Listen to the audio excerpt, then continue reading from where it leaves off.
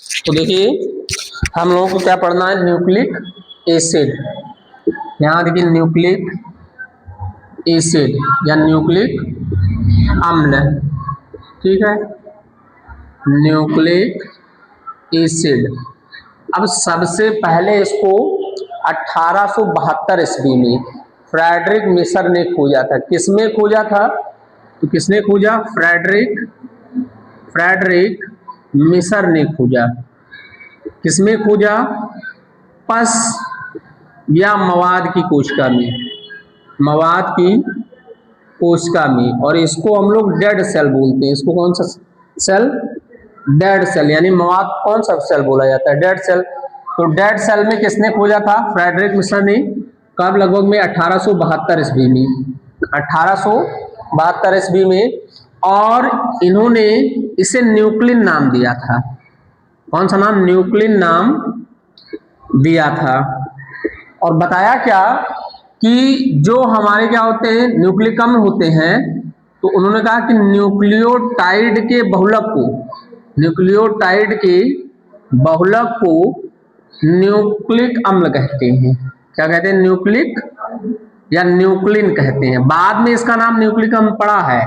देखिए पहले न्यूक्लिन नाम दिया इन्होंने, बाद में इसका नाम क्या हो गया? बाद में न्यूक्लिक अम्ल कहा गया, न्यूक्लिक अम्ल कहा गया। फिर बाद में जब इसका डेफिनेशन आया तो कहा गया कि न्यूक्लियोटाइड के बहुलक को न्यूक्लिक अम्ल कहते हैं। अब यहां सवाल है कि न्यूक्लियोटाइड क्या है? सवाल क्या है कि न्यूक्लियोटाइड क्या है? तो देखिए न्यूक्लियो दो टर्म होते हैं, एक होता है हमारा न्यूक्लियोसाइड और एक होता है हमारा न्यूक्लियोटाइड। एक साइड होता है और एक टाइड होता है। देखिए जब पेंटोज शुगर नाइट्रोजन बेस से मिलके बना होगा तो ऐसे कंपाउंड को हम लोग बोलते हैं न्यूक्लियोसाइड। और जब पेंटोज शुगर उसके साथ साथ नाइट्रोजन बेस भी हो और उसके साथ साथ फास्फेट आयन भी हो, तो अगर इन तीन कंपोनेंट से कोई यौगिक मिलके बना है तो उसको हम लोग क्या कहते हैं? न्यूक्लियोटाइड। अब देखिए कि जो न्यूक्लिक अम्ल होता है हमारा, न्यूक्लिक अम्ल दो प्रकार से होता है।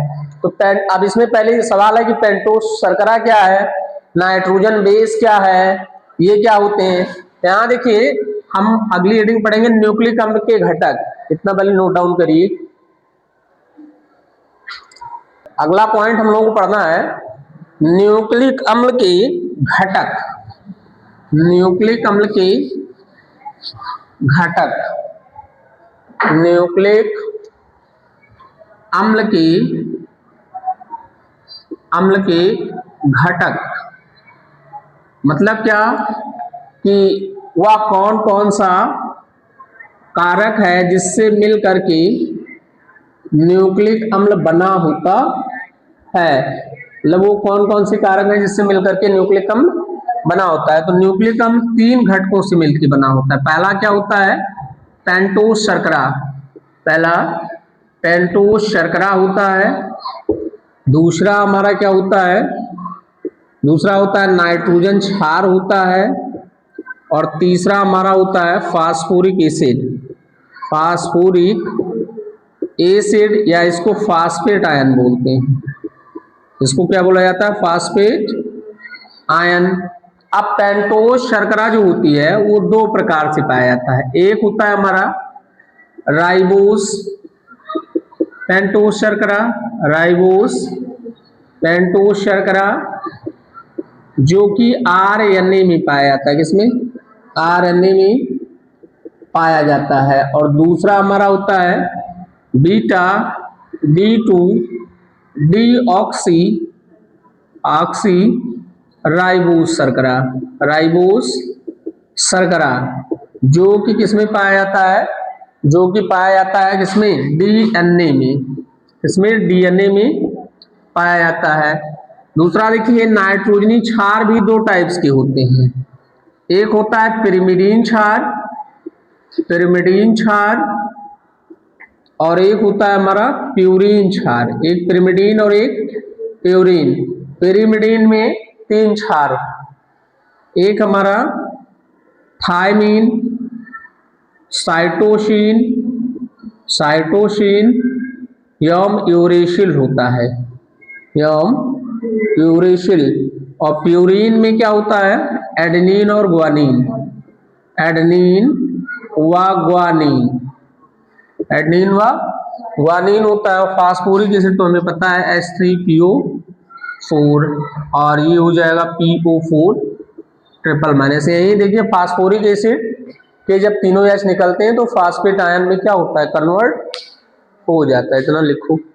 न्यूक्लिक अम्ल कितने टाइप से होता है, देखिए न्यूक्लिक अम्ल जो होता है कंपोनेंट ऑफ न्यूक्लिक को कंपोनेंट करें, टाइप ऑफ न्यूक्लिक अम्ल, टाइप ऑफ न्यूक्लिक एसिड। तो न्यूक्लिक एसिड दो प्रकार के होते हैं, न्यूक्लिक अम्ल के प्रकार, न्यूक्लिक अम्ल के प्रकार तो दो टाइप से होता है। एक हमारा होता है क्या, डीएनए, और दूसरा क्या होता है, आरएनए। अब आप देखिए डीएनए क्या है, देखिए कि जो हमारा डीएनए होता है इसको हम लोग बोलते हैं डीऑक्सी राइबोस न्यूक्लियोटाइड के बहुलक को डीएनए कहते हैं। इसके बहुलक को क्या कहते हैं, डीएनए कहते हैं। तो इसमें होगा क्या क्या, देखिए जैसे इसमें बीटा D2 डीऑक्सी राइबोस शर्करा होगी, शुगर होगा, जो कि क्या है, पेंटोज शुगर है, पेंटोज शर्करा है। उसके साथ इसमें क्या होगा, नाइट्रोजन बेस होगा, और नाइट्रोजन बेस में क्या क्या होता है, एडेनिन, ग्वानिन, थायमीन और साइटो, और प्लस में फास्फेट आयन होता है। तो ये बन जाता है क्या, डीऑक्सी राइबोन्यूक्लियोटाइड, ऑक्सीराइबोस न्यूक्लियोटाइड। और जब कई न्यूक्लियोटाइड आपस में जुड़ेंगे तो वो क्या हो जाएगा, बहुलक। तो पहले इतना नोट कर लीजिए, फिर हम इसका स्ट्रक्चर बहुलक बनाते हैं, कैसे इसका स्टैंड बनता है।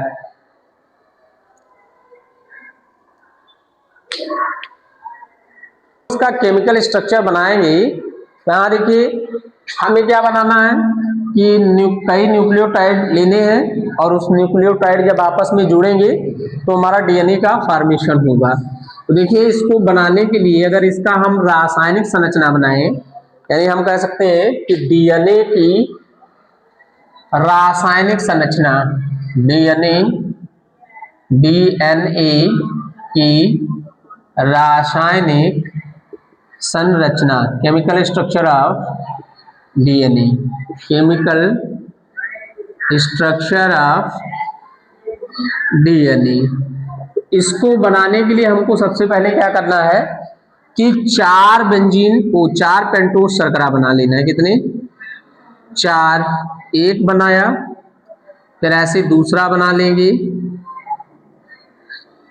और फिर ऐसे तीसरा बना लेंगे, तीसरा बना लिया, और इसी प्रकार से चौथा बना लेंगे। 3 और 1 कितना, 4 हो जाएगा। या ऐसे ना बनाए तो हम एक एक को बना ले। देखो एक बनाए तो यहाँ देखिए ये हो जाएगा HOH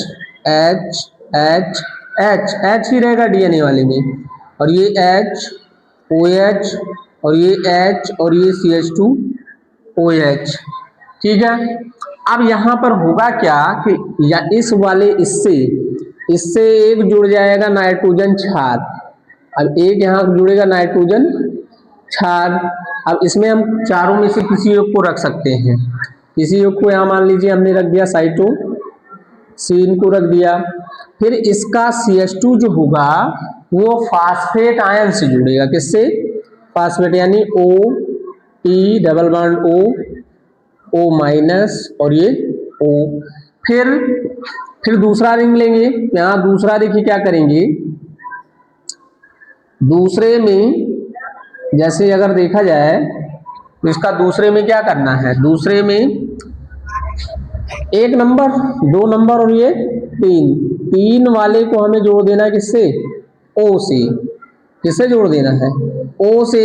उसके बाद फिर क्या करना है कि तीन के बाद देखिए ये हमारा हो जाएगा यहाँ H और यहाँ हो जाएगा CH2, क्या हो जाएगा CH2। फिर इसको OPO और ये डबल बॉन्ड O और ये O माइनस, और एक नंबर पर हम क्या जोड़ देंगे, फिर कोई एक नाइट्रोजन बेस ले लेंगे, साइटोसिन हो गया। अब मान लीजिए यहाँ ले लिया गया ग्वानिन।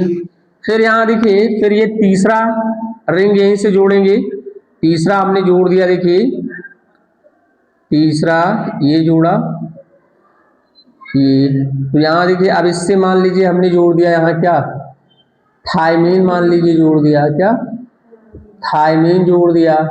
फिर उसके बाद ये हमारा हो जाएगा H और ये CH2 और ये O और O के बाद P के बाद डबल बॉन्ड O और O माइनस और ये O, और फिर इसको रिंग से हम क्या करेंगे, जोड़ देंगे। और यहाँ जोड़ने के बाद हमने क्या किया, यहाँ एक बेस और जोड़ दिया और उस बेस का नाम ले लिया एडेनिन। अब बाकी यहाँ क्या हो जाएगा H, देखो H हो गया और ये हो जाएगा CH2। यहाँ देखिए होता क्या है, आपने डीएनए का स्ट्रक्चर बनाया होगा तो ऐसे बनाए हैं कि एक 3 डैश होता है और एक 5 डैश होता है, और अगर दूसरा आप बना रहे हैं तो उसमें 5 डैश होता है और एक 3 डैश सिरा होता है। तो ये सिरा कहाँ से निकलता है, देखिए इसमें 1 2 3 4 और ये वाला कार्बन कौन सा है 5। तो देखिए एक पेंटोज शुगर का 5वें नंबर का कार्बन दूसरे फास्फेट से जुड़ता है, तो इसका मतलब आगे ये कौन जुड़ेगा, यही 5 वाला तो जुड़ेगा। देखिए 1 2 3 4 और कौन 5, तो ये 5 आगे जुड़ेगा, ऐसे कई न्यूक्लियोटाइड जुड़ेंगे ना, तो इसलिए एक सिरा इसका 5 डैश सिरा, 5 प्राइम सिरा कहलाता है। और यहाँ देखिए नीचे वाला किससे जुड़ा है, देखो 1 2 3, तो देखो यहाँ भी देखिए 1 2 3 4 और ये 5, मतलब एक पेंटोज शुगर का ऊपर की ओर 5वां कार्बन जुड़ता है और नीचे की ओर कौन सा तीसरा जुड़ता है, इसलिए ऊपर वाले को 5 डैश सिरा बोला जाता है और नीचे वाले को क्या बोलते हैं 3 डैश सिरा बोला जाता है। ठीक है, अब आप बनाएंगे कैसे, ज्यादा कुछ नहीं करना है, दिमाग इसमें ज्यादा नहीं लगाना है, बस सीधा सीधा आपको क्या कर देना है, 4 रिंग बनाइए, कितने 1 2 3 और 1, 4 रिंग बना दीजिए, ऐसे 4 रिंग बना दिए। और फिर चारों रिंग को आप क्या करिए कि फास्फेट के द्वारा जोड़ना है।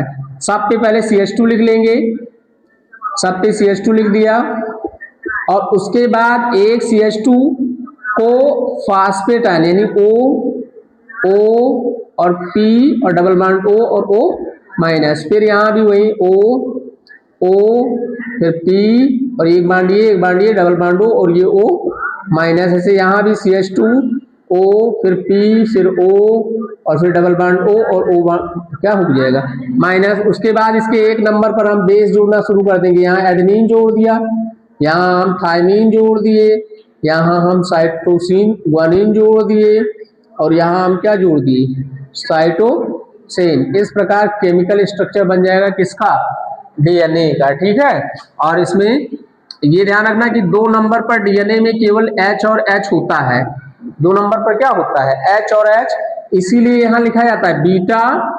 D2D-ऑक्सी, मतलब कि 2 नंबर पर कोई ऑक्सीजन नहीं है, डी का मतलब रिमूव है, निकल गया है, इसलिए इसे बोला जाता है बीटा D2D-ऑक्सी। बनाओ इसका स्ट्रक्चर।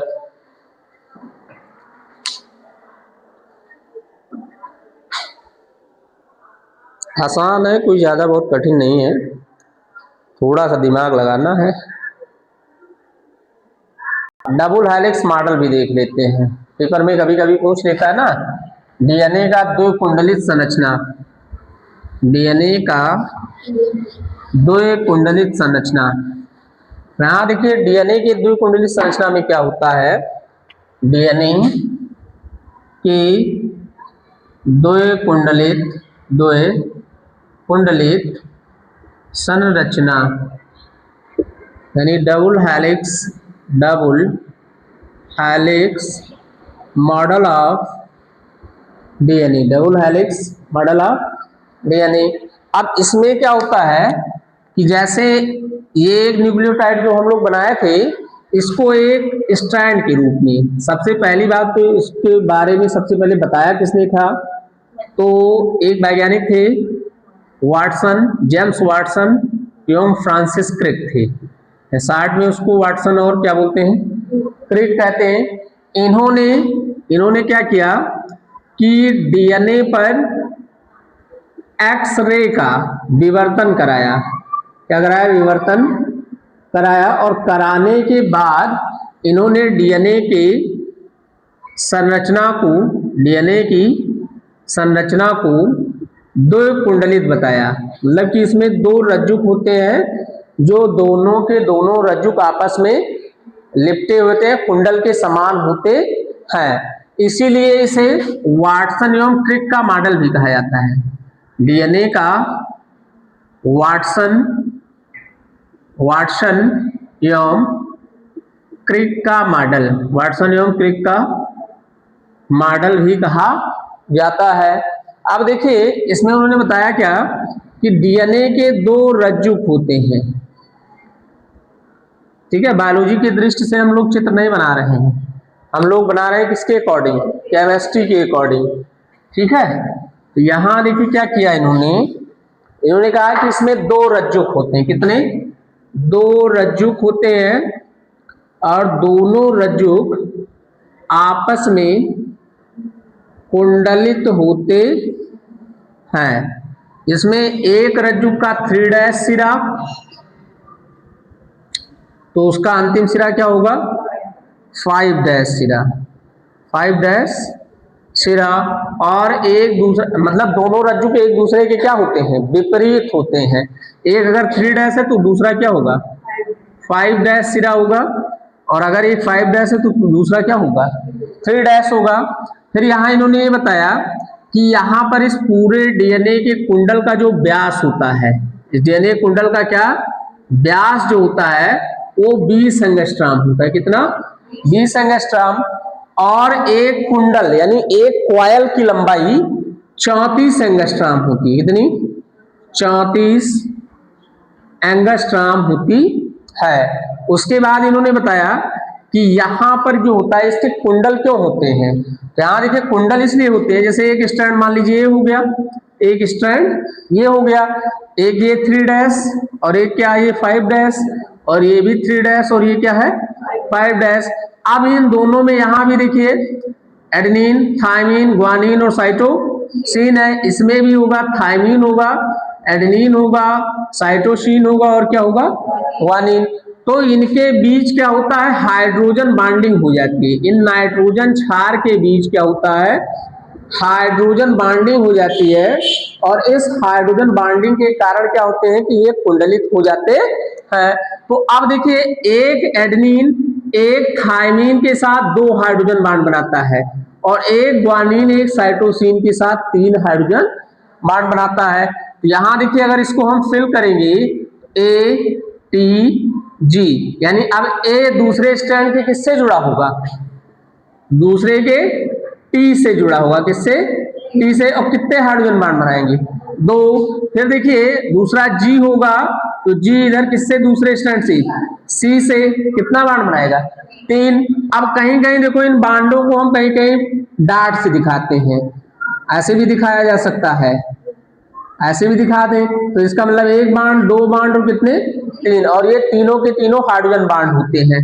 फिर उसके बाद देखिए ए टी से डबल बॉन्ड, जी सी से, सी जी से, टी ए से, ए या जी सी से, ए टी से, और फिर